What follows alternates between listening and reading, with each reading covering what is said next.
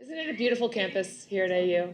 I might not have mentioned this morning. I'm also an alum. So when I come to work every day, I get to take those walks like we just took, and I'm super sentimental about it. Although the building right next door is the library, and I'll tell you a funny story. On my graduation day on the quad, I was telling my dad what each of the buildings was, and I said, "That's the library." And he said, "Have you ever been in that building, Linda?"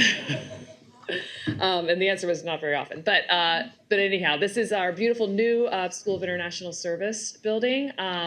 And that is one of AU's pride and joys here on campus. So you get to see a little bit, and it's a beautiful day. So hopefully the fresh air woke everybody back up, because this is the grand finale of our symposium.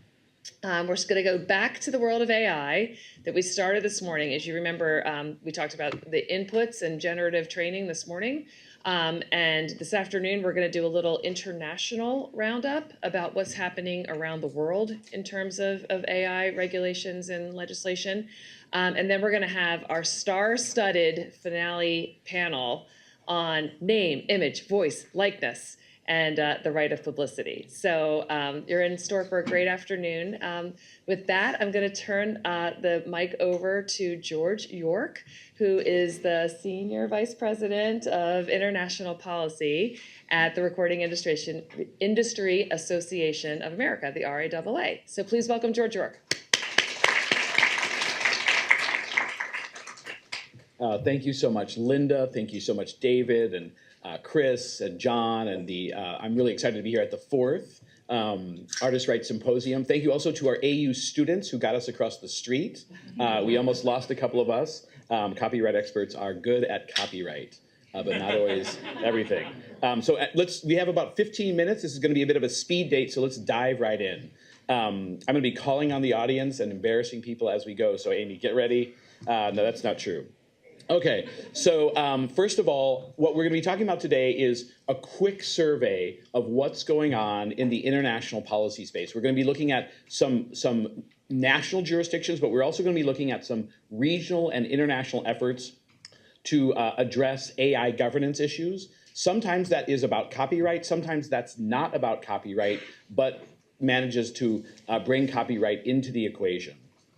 Mostly these government conversations are talking about two basic issues. How do we deal with inputs, in other words, the training of AI models, and how do we deal with the outputs? That could be generative AI, for example. So let's jump in. Jumping? You're jumping.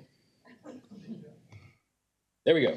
All right, so first of all, we're going to focus most of this time on the input side. When we talk about inputs, we're talking about when content is used to train an AI model and whether or not there are copyright equities involved. And there are, just to jump to that, just to get to that moment. So what are those copyright equities? I think a lot of us know what those probably are, but just to make sure we're all on the same page. First of all, is there consent? Is there compensation? Has there been an understanding, whether it's an arm's length transaction, a commercial agreement, a license? Has there been any type of consent, authorization, permission granted to use the content to train the AI model? That is a fundamental aspect of copyright. And the question is, how do we know if a piece of content, if some copyright protected content is been incorporated into or been used to train an AI model? Well, that requires transparency. That requires record keeping. That requires other aspects of transparency. And governments are looking at whether and how to require or otherwise include in their regulatory systems that aspect. Because if you go to court and say, we think as a right holder, as the copyright holder, we think our song, our sound recording, our musical work is included and been used to train an AI model, and the judge will ask, how do you know that? And you can't demonstrate that. It is very difficult to enforce your copyright in that jurisdiction, and probably any jurisdiction. So this is what governments are looking at these days. So we're on the input side. On the output side, the question is a thing, we're not going to call it a work, we're not even going to call it a creative piece of content, we're just going to call it a thing that is generated by an AI model, is that copyright protectable? And does it infringe an otherwise existing copyright? And I'm watching you, Susan, to make sure that I'm on the right path. So just give me a little, good, thumbs up. So who's addressed these issues so far, and to what extent? The Japanese government, the EU government, Singapore, and the UK. The UK was first in 2014 with a very narrow copyright exception for text and data mining, effectively limited to academic work, research, non-commercial use, no real transparency provisions, but also no opt-out and no other sort of aspects to muddy the waters. It's a fairly narrow, it's a fairly limited copyright exception for text and data mining. This was before ChatGPT. This was really before generative AI launched onto the scene, and all the complexity of that issue with respect to copyright really emerged. So UK started it. Then we saw Japan. In about 2019, they moved very broadly from a narrow copyright exception for text and data mining to a extremely broad, what we might call the nadir, the low point of copyright exceptions for text and data mining, soon to be outdone, but at least at that point in 2019, it was Japan. Japan really didn't know exactly how it would be implemented and really relied, and government sources have confirmed, they relied on litigation to help clarify what the meat and scope of that was going to be. Japan is not a litigious society. They're not so blessed as we are here.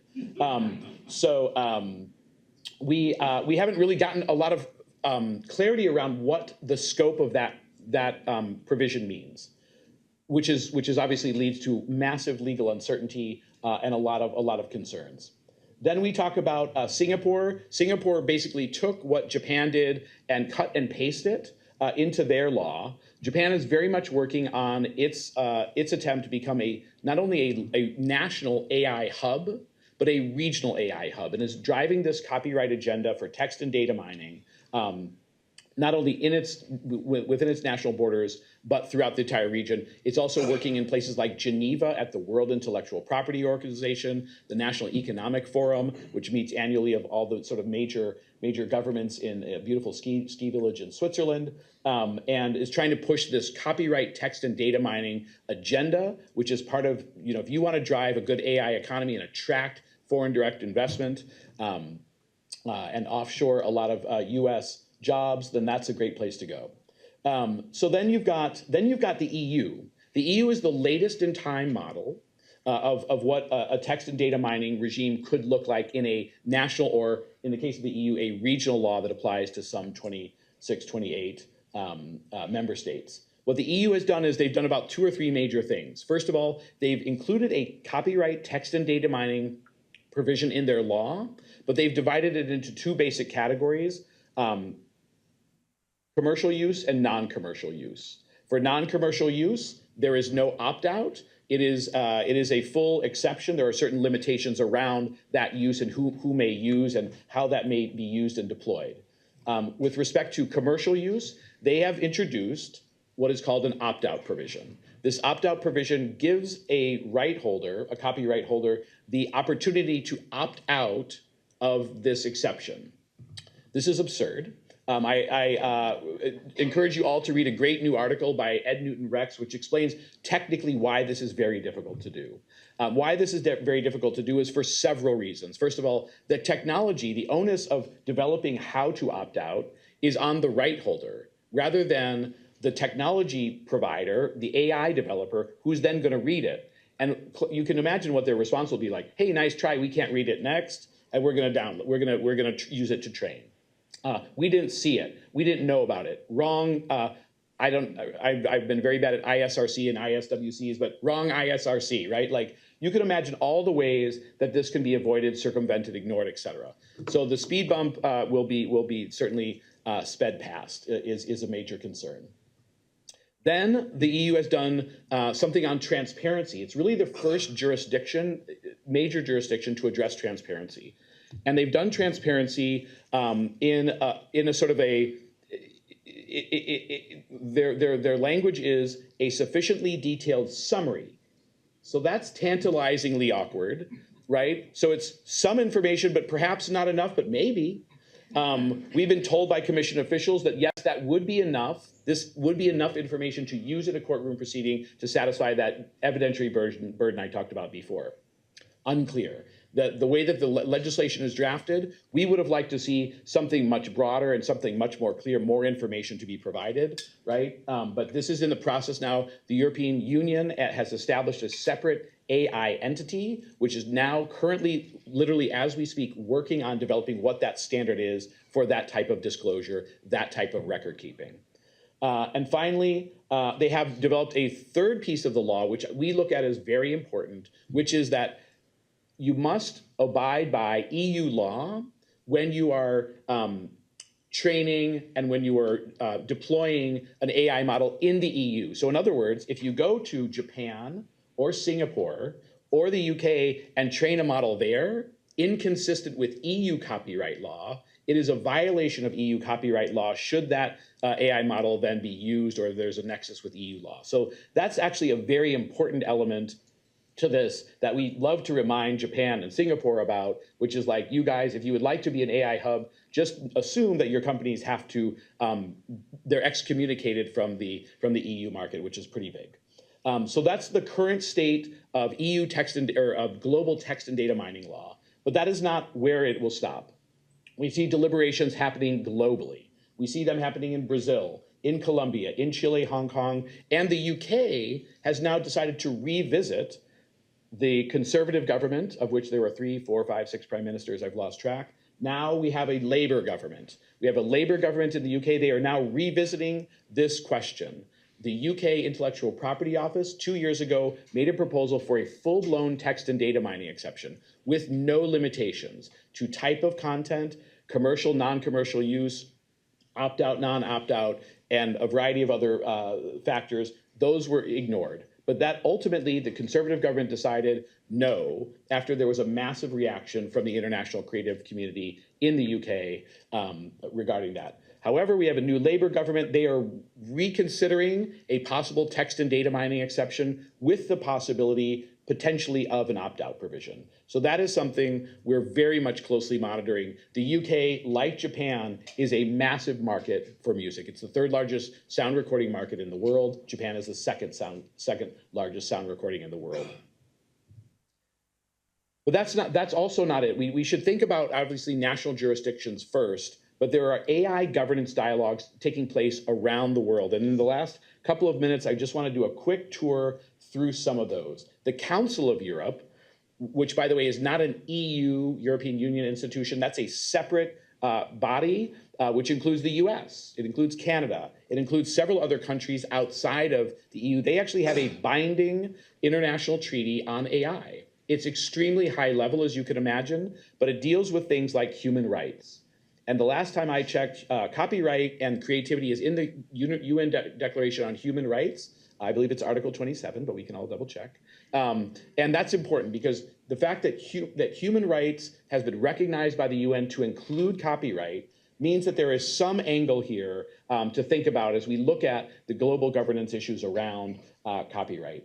We've also seen a lot of soft law, right? So not internationally binding commitments, but commitments at a political level between governments. And this has taken place on a regional level and also on a sort of a economic level. So for example, G7, the group of 7 countries, Japan, US, Canada, China, not China, wrong, Japan, Italy, Germany, and the UK, and France. That's probably 8, but anyway. G7, they have, since the Trump administration, I went back and checked, since 2017, the G7 has had statements on AI that talk in greater and lesser detail about the importance of protecting intellectual property rights, promoting intellectual property rights, promoting transparency, promoting responsibility. These are all words that we like and that we support. In fact, most recently, earlier this year, including the Labour government, the new Labour government in the UK, issued a statement of culture ministers,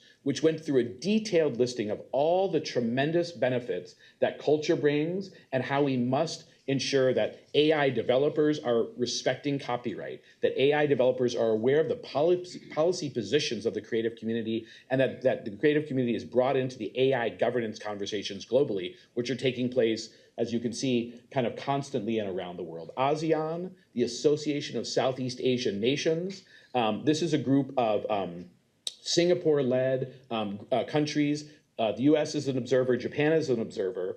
They issued a statement back in February, very problematic, which basically said, hey, if you have fair use, you're good for text and data mining. We reacted strongly to that statement as a both not only a false characterization of fair use, which nobody has in Southeast Asia except for Singapore, but also a problematic statement as a global standard. The U.S. government went in and kind of righted the ship, issued a ASEAN-U.S. leader statement. So President Biden and ASEAN leaders issued a statement that said, thou shalt respect copyright in the context of AI. We're tremendously grateful to the US government for its tremendous work in these fora to help promote and protect copyright in the context of AI.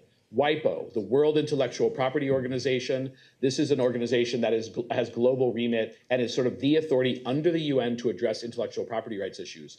More and more, there's an agenda on exceptions and limitations there. WIPO is a treaty-making organization, and there are those who support AI and text and data mining who would look to seek to develop a treaty in WIPO on these issues, so on text and data mining, et cetera. So that's something of great concern. And finally, we have trade agreements. The US government got out of the trade agreement business for the last 4 years, but could very well re-enter the trade agreement business.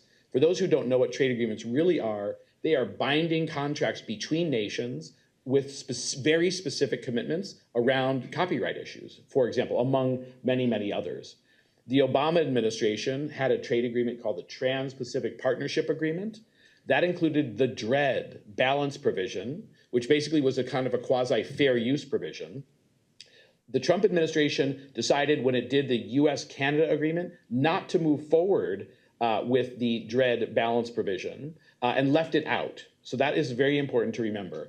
And tech companies tried to add a text and data mining provision into that balance language, which we had no idea at the time how bad that really was. They knew something we didn't.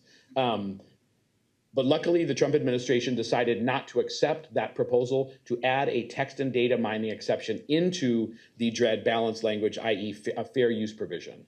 The idea that we would have trade agreements in the United States with foreign countries promoting the use of fair use and linking text and data mining to it, that could have been catastrophic. Thankfully, that was rejected. There are, however, trade agreements between the UK and other governments, which include fair use language. The UK doesn't have fair use, but that came from that agreement, that TPP agreement. So maybe I'll stop there. I think I'm kind of at time, but that was a quick kind of car wreck of a presentation, but I hope it was somewhat informative. So thank you.